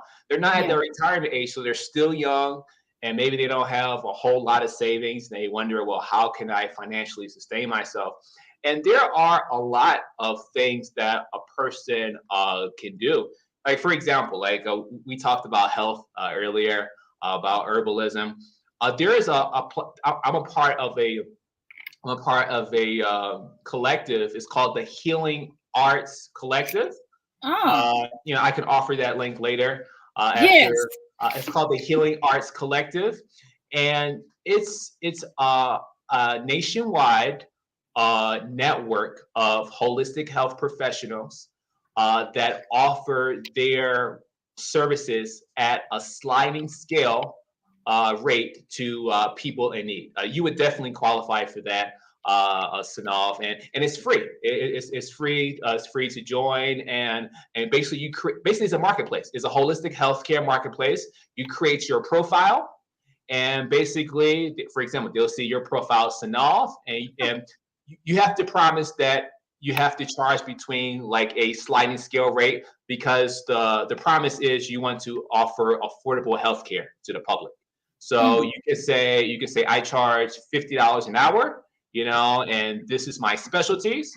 And if a person likes your profile, they'll book a session with you from the platform. That's a great way to make money online. It's a great way because you don't have to leave your house, and you can do that, through Zoom or whatever platform. Awesome. See, that's what I'm saying. Yeah. So that applies for herbalists, nutritionists, yoga teachers, personal trainers, health coaches. There's also massage therapists. In that case, you have to be there in person.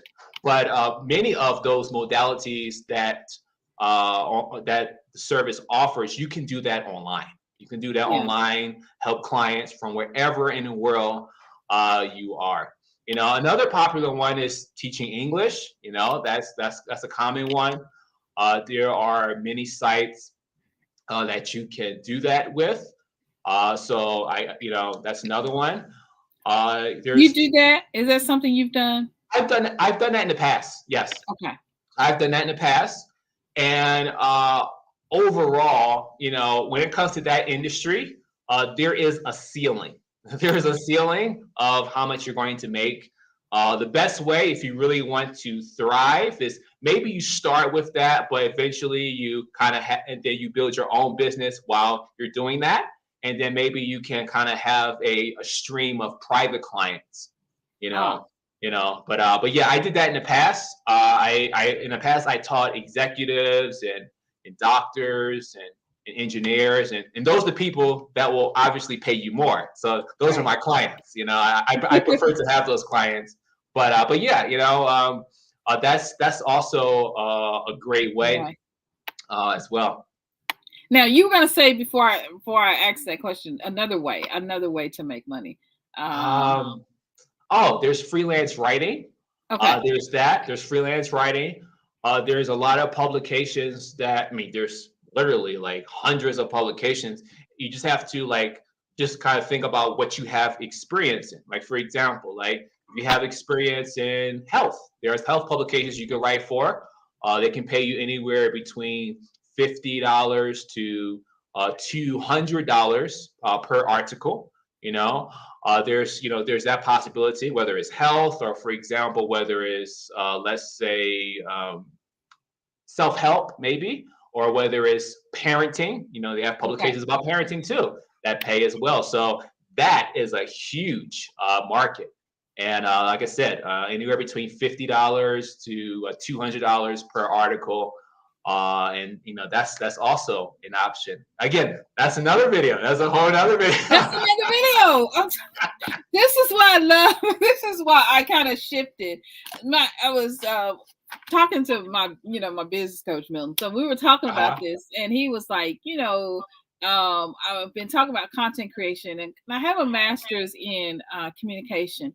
And so I was like, I really should start sharing some of these things that I know and from studying creators. And I really love seeing creators, that light bulb moment go off like, wow, I got all this knowledge. Who knew? And I could have been doing this. I love that. I love that. I love that. Of course, if you want a private coaching session with me, then, just hit my email. You know where to go. And I can help you turn on some of the light bulbs.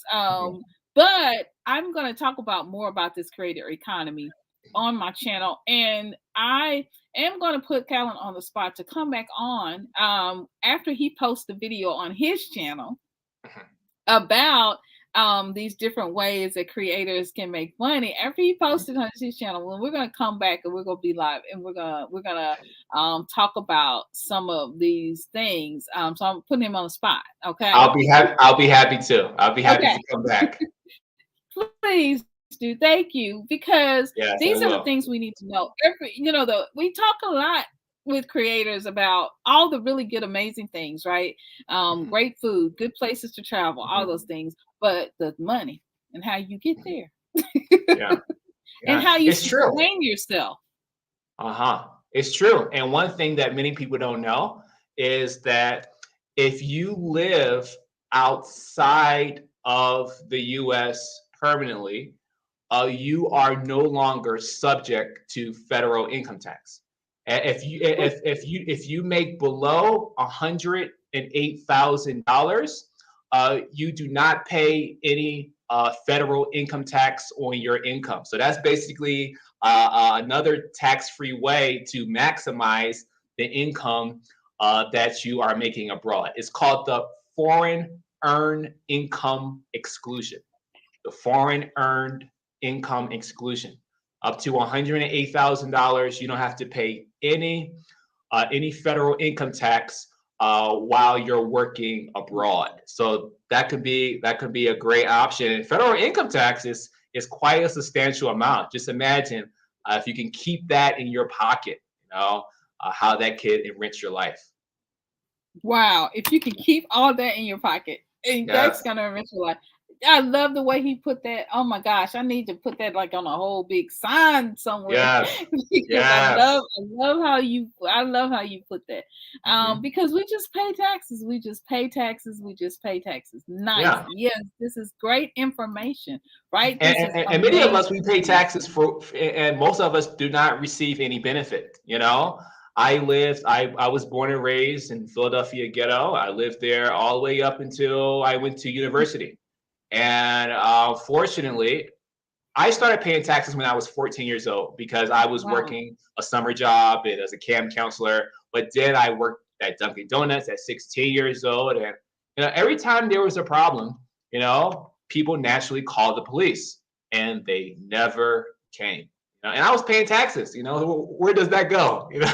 Where does it go? What does it go? Where Yeah, does it yeah. go? So yeah, at least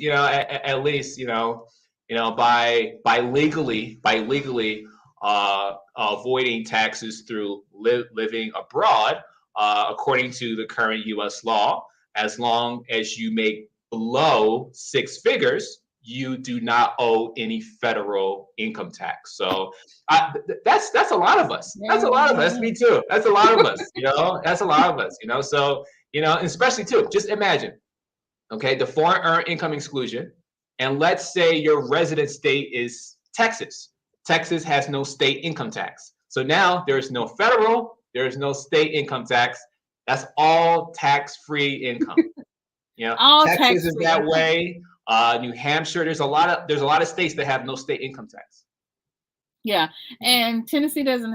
Do we have? Wait, let me not No, lie. Tennessee No, does not.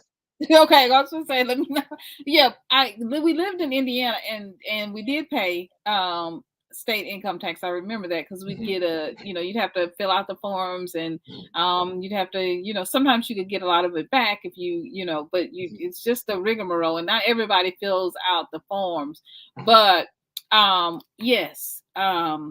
Look, okay, my brother, do the darn thing. Nice, yes. And he's just spitting out this information. What? And it is absolutely great information. TD says, African Dreaming says, great information. Giselle, African Queen, yes, he's doing the darn thing, right?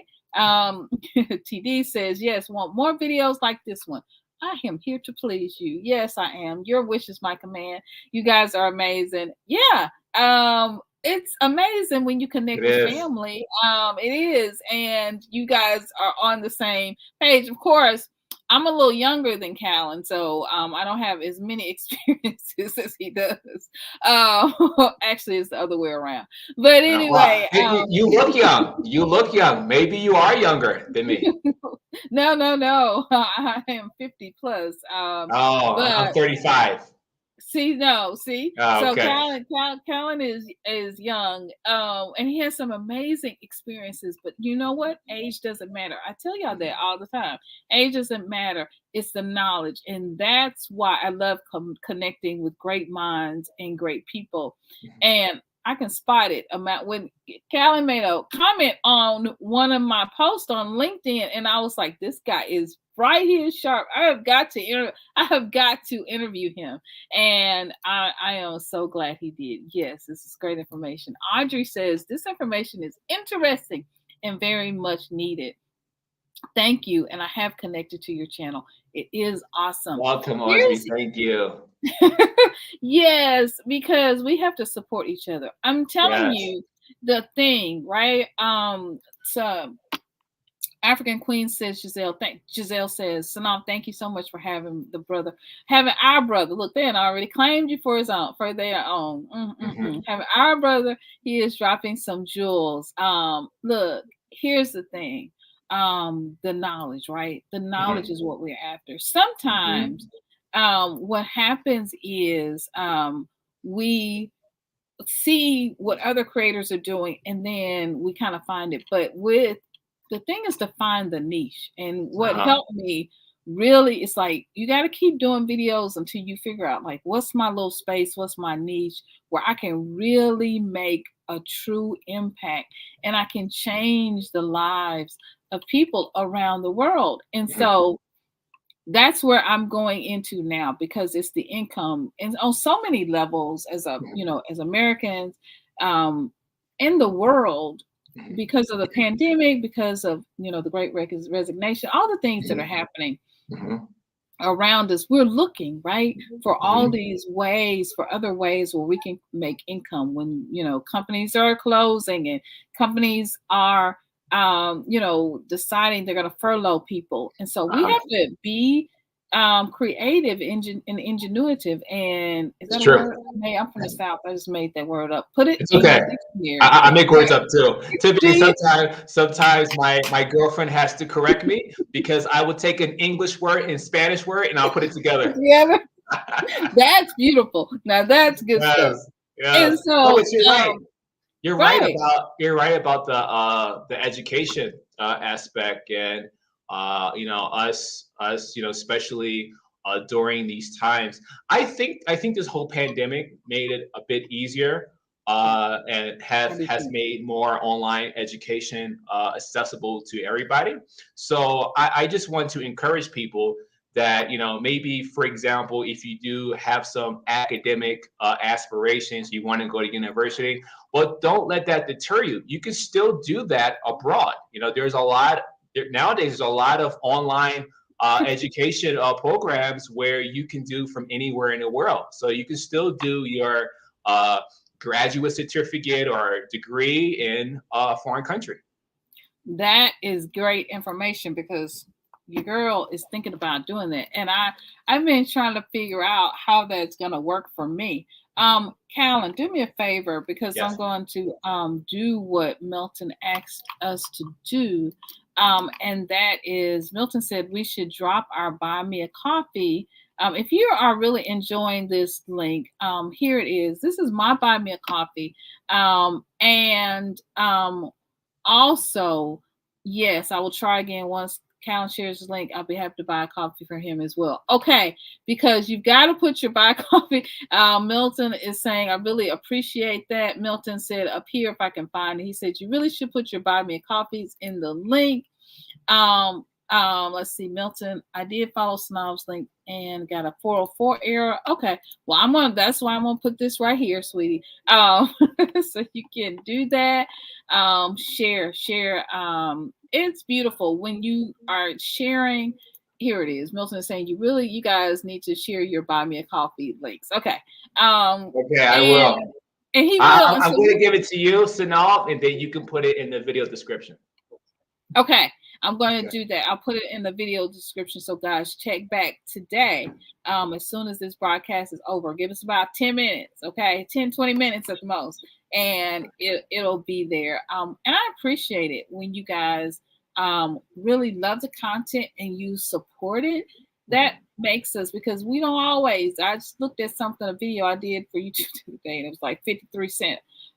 So I'm just saying we don't always get back Yeah, and the, as much this is effort. why, yeah, and I guess I could speak for you on this, that Synolve and I are very grateful for the donations. But Yes, as creators, this is why I try to encourage other people to, especially if you're not at 1,000 subscribers, to consider other platforms. And I think DTube and Odyssey are great alternatives, because these two specific cryptocurrencies are becoming more popular, and as a result, the price is appreciated. Which again is almost like our videos become an appreciating asset over time. So yeah, I think that's also important. But yeah, we appreciate your coffees and your teas through we that do. Buy Me website. We do. We do. We appreciate it. Even when you share the videos, when you like them, when you Mhm. thumbs up, all of that really does help to go along. And being It here, does. right? You just being here really is, it means the world to us. And we are so grateful. Thank you. Giselle has bought me teas, and so many other people who are here. I know you guys are watching and listening, have bought me teas, and it's meant a lot, because there are times when you, as a creator, you're thinking and editing, and you're trying to come up with content ideas and content development, content creation, and you're planning your content, you're strategizing and doing all the things you do, and it just says thank you, in just such a beautiful way when you guys show up here, when you comment. And I'm glad that you're loving this new kind of direction that we're going in, because we're going to be talking more on this channel about content creation and about the creator economy, because we're heading in this direction, and it's important. I've been seeing on LinkedIn, Quentin and so many other people talking about this creator economy, and it's really our time to really share what we know and what we've learned. I got all these notes, y'all. I'm just telling you from today. Got all these notes. So I gotta write them in the right, because I'm writing like sideways and all of that. I have all of these notes from this amazing conversation today, because Mhm. Kallen is amazing. And he has You're amazing promised to too, come back. Synolve. You're also amazing. Oh, thank you. Thank you. Yeah. I appreciate that. And You Kallen has have promised. you have reached a lot of people on different levels about various topics. You've created great content about herbalism and about the topic of the Black Exodus, which is very important. So you touched many lives in ways you don't know. Yeah, Y'all, y'all it's don't that break me. I'm synergy, slow right? down today. Yeah. Y'all know, cry baby. But anyway, I appreciate it.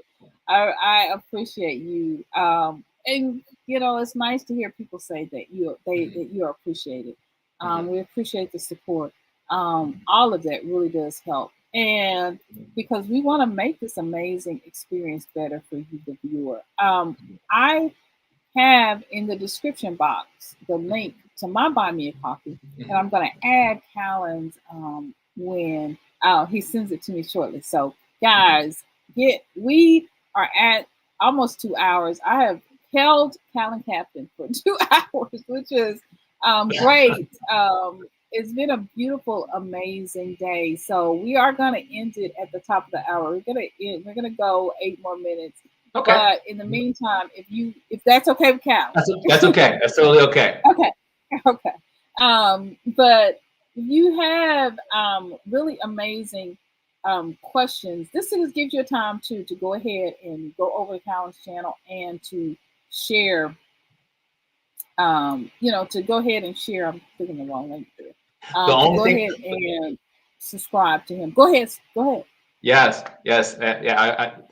Appreciate your subscriptions, uh, but also I want to add, if you're specifically considering Mexico as a place to live permanently, I would advise you to start the the residency visa process sooner than later, because they have recognized all of the influx of Canadians and Americans and Australians, and now they're raising the income requirements. Ooh. Yeah, so if you want to, if you're really interested, as far as getting a residency visa, I would definitely suggest to start the process sooner than later. In many cases, you can start it at a Mexican consulate in the U.S. or sometimes even in the country you are in. I'm not sure if some African countries have Mexican consulates, but as long as you start it at a Mexican consulate, you can start the process and then you finish the process within Mexico. But yeah, they're raising the income requirements, and I guess for good It is reason. what it is. Yeah, Yeah. yeah, Yeah. This is a great interview. I agree with you, African Dreaming. A great interview. Thank you for sharing your knowledge and your story with us, Kallen. Yes, this is really amazing because you wouldn't get this information to go ahead. If this is something you really want to do, go ahead, right? Go ahead and hop on it now. Because yeah, wow, yeah. And there changes are are coming. hacks, obviously, to the residency process. Again, as I said before, it depends on which Mexican consulate you go to. The ones in South Texas, like Laredo, those are easier. There are other easier ones in the U.S. I don't know all of them, but there are hacks. For example, let's say you don't get $2,600 a month. All you have to do is they have a lump sum amount. They have a lump sum amount. I know people. What they did was to meet the lump sum requirement, they just borrowed the money from their uncle. And then once the visa process was done, they just gave the uncle the money back. I There's love that. always a way. There's always a way. There's always a way. There's always a way. There's always a way. So Yeah. I'm gonna need you all to send me the emails, the phone numbers of your rich uncles, so we can connect. Milton and I can connect, and so I can get my information. I'm just joking. I'm just family. I'm just Yes. joking, but they're hacks, right? They're hacks, and we need to know this because we're sitting here thinking we gotta have all this money in the bank forever, right now, Yeah. No, and no. Like I said, it depends. Like I think some for Americans struggle with, I guess, the lack of clarity, but there's also a benefit of ambiguity. It's the fact of things are flexible, things can be negotiated. So you know, there is kind of a paradox to it, but I like it in many ways. I like it in many ways. Like for example, when it comes to rent, paying for a house, like for example, I don't like the price, and most Mexicans are willing to negotiate, and you can find the happy medium with where they're happy and where you're happy. And then when you consider the currency exchange rate, when a dollar really goes up, like to 20, right now it's 20-1. But the record it went to 25-1. As I said, at one point, I had a 2-bedroom house in a gated community, and I was paying only $315. wow. Yeah, Oh wow. yeah. I So mean, $300. That yeah, look I'm sure between DTube Odyssey and doing reels, even just on Meta. I'm seriously telling you, reels on Facebook, on and Instagram, just doing reels yeah. alone. I'm actually going to You look can into spend. that. I'm going to look into it. Yes, That sounds very exciting. yes, because I didn't even know that. I'm gonna tell you how I found out that I could make money on YouTube doing reels and on Instagram. They sent me um, a notification of a payout, and I was like, "Wait a minute." I mean, I had to go and research. I was like, "Are you serious? You want?" And I wrote my husband. I said, "Is this a joke?" because he wasn't. He was here. He had gone to like the grocery store, and I was like, is this real? I feel like I seriously had gotten hacked, and so I wrote Facebook. I did. I wrote Meta, and I said, I just got this, and I'd like to know, is this real? And I took screenshots and everything and resent them the email. I said, is this, I wrote support and I said, is this real? Is this a hack? And then they were like, no, this is real. This is like really your payout. You just need to update your checking account information. I had an old bank in there from years ago when I first signed up to be a part of, as a YouTube creator. And I just didn't update it. We changed banks since then because it's been what 6, 7 years ago.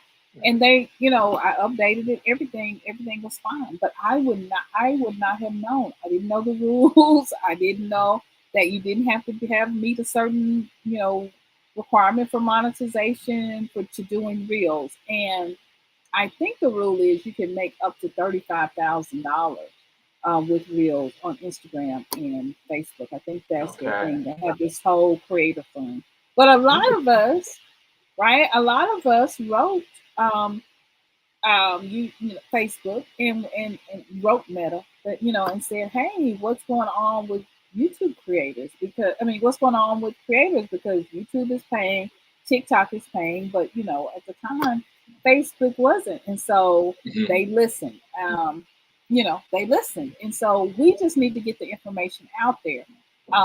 Because we need the information out there, one, so we can share each other's reels. Mhm. That's one. True. And then to how it is, they pay per 1,000 views. So, and the pay per 1,000 views is really good, y'all. I'm telling you, Oh, it's not bad. It's really wow. good. Okay. So yeah, I'm telling you. So, Cool. um, so get out there. If you don't do anything else today, join D2, join Odyssey, get your cryptocurrency wallet, and make some reels. Yeah, make Mhm. some reels. Mhm. Well, Callan, I kept you so long today, and I appreciate every moment. Everyone has enjoyed you. We are Absolutely. so grateful for you. Any last imparting words, any advice to people who are one, becoming a part of this creator economy, and then two, who'd like to travel the world or live in this. Yes, thank you. And I would say, you know, to diversify, to be nimble, to diversify, because really multiple streams of income is important.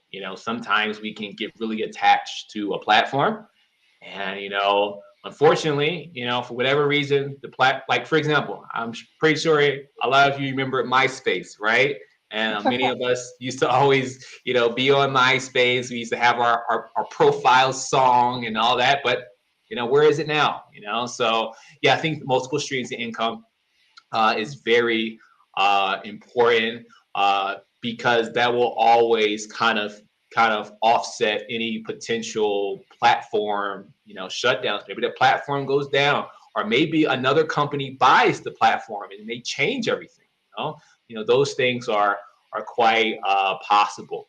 On my channel, as Synolve mentioned, I do talk about the expat digital nomad lifestyle, and a lot of it is kind of focused on Mexico, but I also have a lot of general videos about about the digital nomad lifestyle and expat, and I also talk about the purpose, the importance of kind of your professional development online.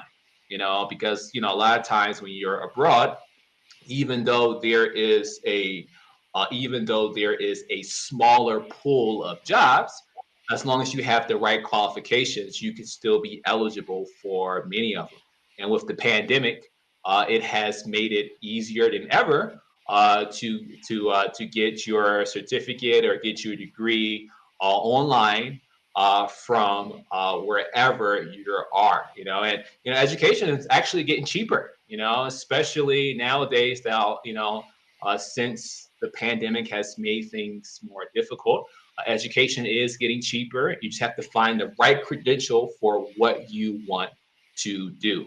Coursera is a great platform, educational platform where it partners with a lot of universities. It's one of my favorite ones, actually. And I would definitely consider Coursera. And maybe, for example, you might be interested in IT, or you might be interested in management, or you might be interested in or public health or something like that. Coursera does have a lot of offerings, whether it's a certificate, a specialization certificate, or degrees, or graduate certificates.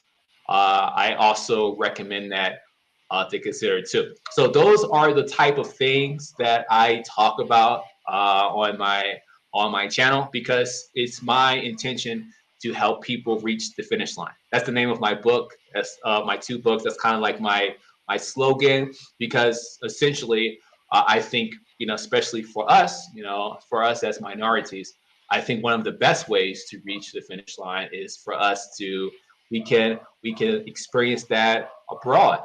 We can have a higher quality of life.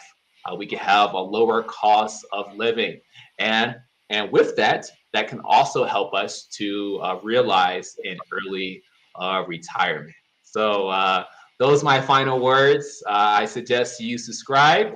It's been a pleasure to be with you, Synolve.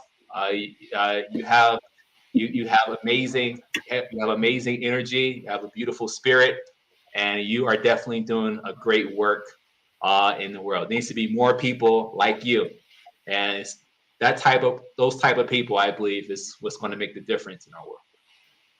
Oh, so sweetest. I feel like this is my nephew, my son. I tell you. I am so grateful to you, Callen, for coming and being with us today. And thank you. And I look forward to the next time when we get to have a conversation really, really soon. Okay? Yes, Bye. Everybody I'll be say happy. bye, Callen. Yes, I'll be And you'll happy be to come happy. back. Bye bye. Yay! Bye, Callen. Thank you. And Thank and you. I'm going to send you those links. Yes, Yes, yes, yes. Absolutely. I can't wait. yes. Look, y'all. Look, Bye, y'all. I'm everyone. telling you. Bye, Callen. Everybody say bye, Callen. Bye bye, everyone. Look, this was look. This was amazing. It was. Everybody say bye, Callen. This was amazing, y'all. I mean, you just subscribed to his channel. Awesome. Very Welcome, well said, Giselle. my brother. Thank you. Yes, isn't this amazing? And I mean, look, y'all. Yes, I remember that. So, and he was talking about MySpace. I remember that one. I mean, we are family. We are family. We are family. And so, all these amazing questions that we didn't get a chance to answer about residency and all these other things, hop on over to chat to Callen's channel, right? Hop on over to Callen's channel and see what the amazing things that Callen has over on his channel. And so, yes, try again. Callen's going to send his link. And so try again and purchase a copy for Callen. Ready? Okay, you got a coffee smile. Thank you, TD. I appreciate that. That is so sweet and so awesome. I've got all the links for Callen in the description. He's going to send me his link to buy me a coffee because he really did share some great information. So be sure to go over and connect with Callen. He, as you know, he is a wellspring and a wealth of information from just listening from him, listening to him today. And he's got more to share. This is not all. This is not all. And so I hope that you are doing amazing things in your life. And I hope you're living from the fullness of your own spirit and from your own creativity and joy and love, just like Callen is doing. And I hope you are taking this moment of inspiration that Callen has shared with us to go and encourage and inspire the world, to really hone in on your own talents and gifts, to really dig into your bag of tricks and see what's in there that you can share with the world. I have been so blessed by you. I've been so blessed by this amazing conversation with Kallen. I've been so blessed by everyone in the chat with us today. Thank you, thank you, thank you. As always, I'm Synolve, and you're always welcome here. Always welcome here on our channel. Welcome as our family and as our honored and royal guests. Now, Calvin's going to come back. Y'all heard him. Y'all heard him, right? Okay, okay. I heard him. You heard him. Calvin's going to come back, and he's going to share more information with us, specifically on the creator economy.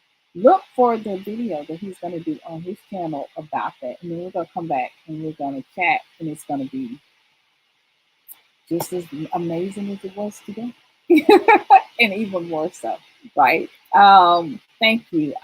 Audrey says, this is my first time visiting your channel, but definitely will not be my last. Thank you.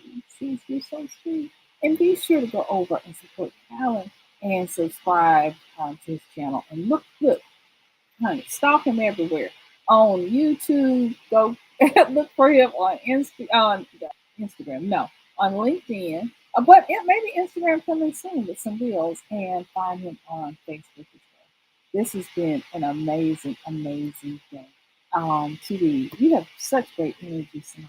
Thank you. Can't wait to see your next collaboration with him. Me either. I'm waiting. Me too. Me too. Me too. I'm waiting. And thank you for that compliment. You are so sweet. Thank you, Audrey. Thank you to everyone for listening and being with us. You guys are absolutely amazing. Because I love you guys. All right? You. Baby, you. You are amazing. You are beautiful. You are wonderful. You are intelligent. You are a creator. And you are loved.